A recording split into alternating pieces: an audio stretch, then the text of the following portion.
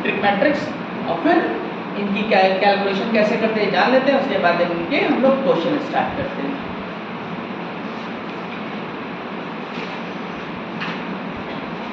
Symmetric matrix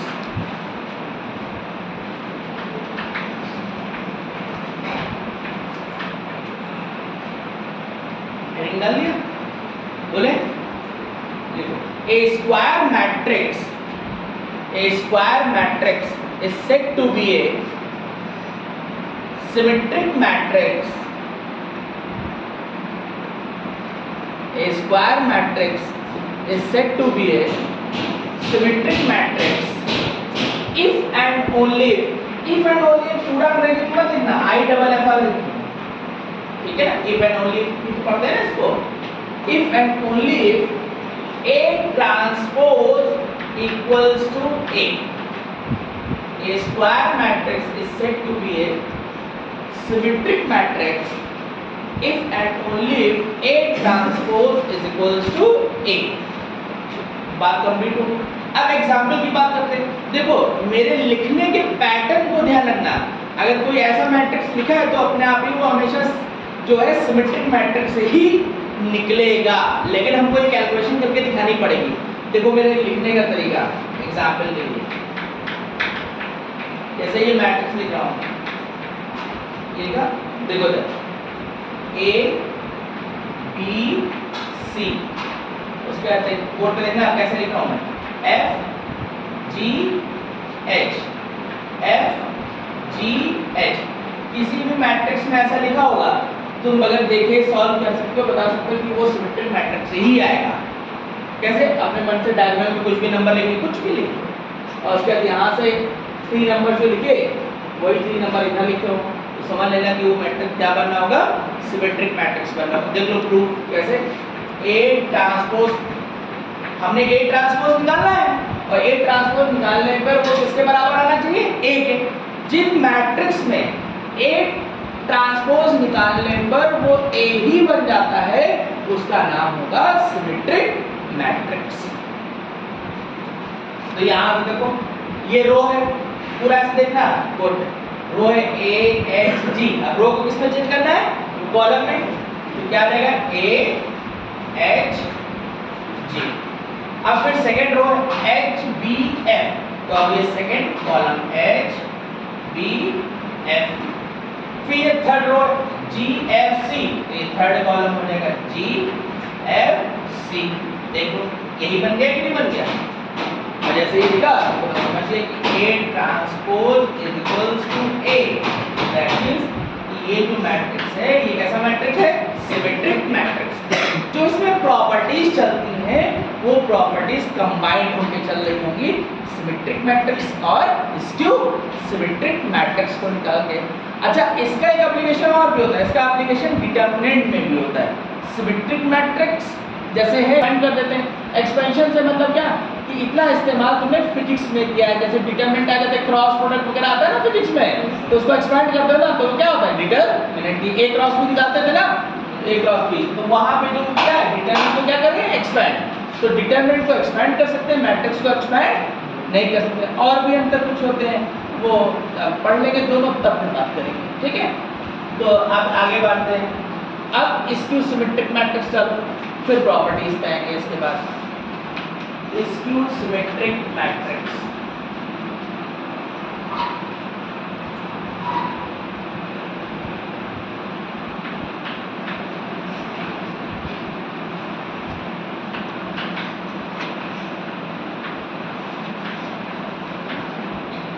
skew symmetric matrix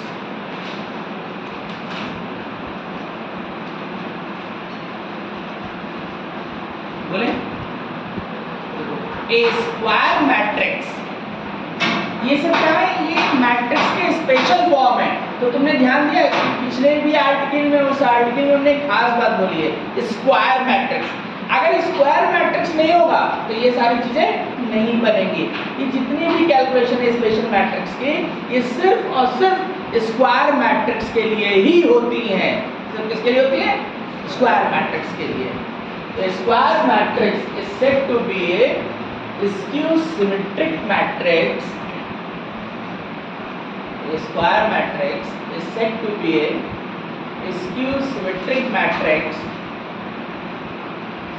if and only if A transpose is equals to minus A। Board पे देख लेंगे।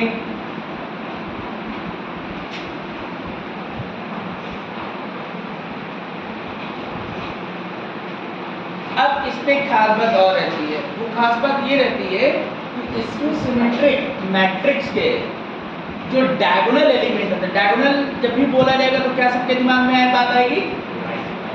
कौन सा? ये भी एक डायगोनल है, तो ये भी डायगोनल है। तो हम कौन सा डायगोनल की बात करते हैं? इसके। ये कौन सा डायगोनल कहलाता है? Principal diagonal. तो जब भी डायगोनल की बात उठाई डायगोनल तो ये भी गिना जा सकता था ना, तो हम लोग इसको क्या बोलते हैं? Principal diagonal.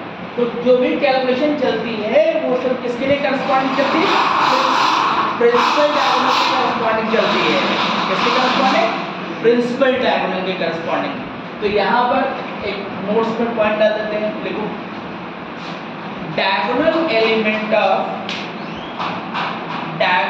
Element of skew symmetric matrix are always zero.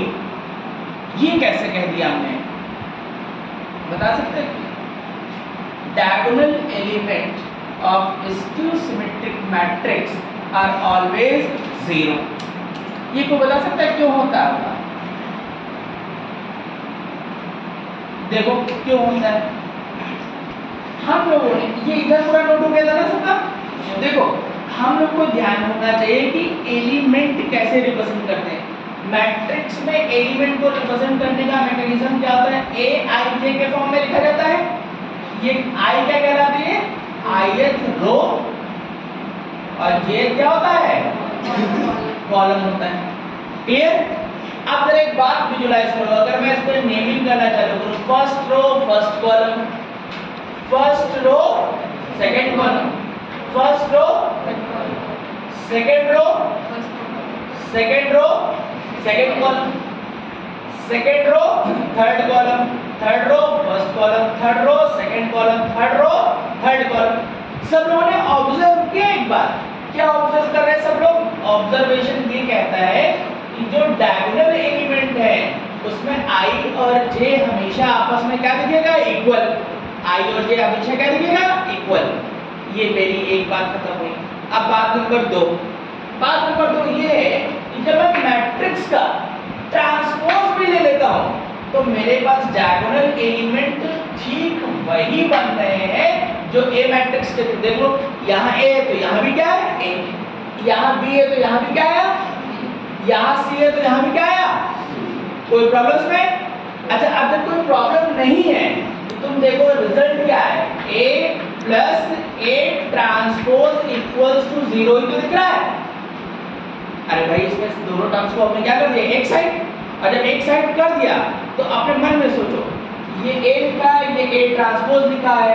Clear? तो जैसे तुम करोगे इन दोनों का प्लस, इन दोनों का क्या?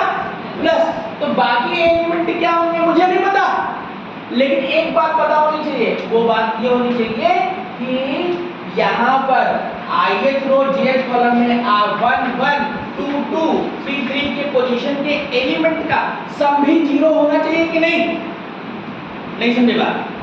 फिर से देखो, इन दोनों को ऐड किया हमने, और जब ये ऐड करेंगे तो यहाँ पे क्या होगा? ये 2a, ये 2b और ये क्या हो गया? 2c। कोई प्रॉब्लम में? लेकिन इनका सम किसके इक्वल दिखना चाहिए? जीरो दिखना चाहिए कि नहीं? अब एक बात और देखो, यहाँ का मैं एक एलिमेंट लिख रहा हूँ h प्लस h, तो ये एलिमेंट तुम्हें जीरो दिखना चाहिए। तो जैसे तुम इनको जीरो करोगे, क्या करोगे? जीरो। a b c इनका वैल्यू क्या चला जाएगा? जीरो। तो जो डायगोनल एलिमेंट है उनका सम क्या हो गया? जीरो।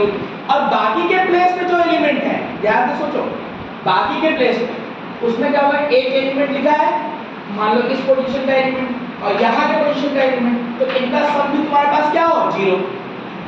इनका सम भी क्या हो? जीरो। कैसे? यहाँ का एलिमेंट क्या है? फर्स्ट रो सेकंड कॉलम, तुमने क्या किया है? ट्रांसपोज क्या लिया है? तो वो कौन सा एलिमेंट कहलाएगा? सेकंड रो फर्स्ट कॉलम, तो इनका सम तुम्हें 0 रखना चाहिए कि नहीं?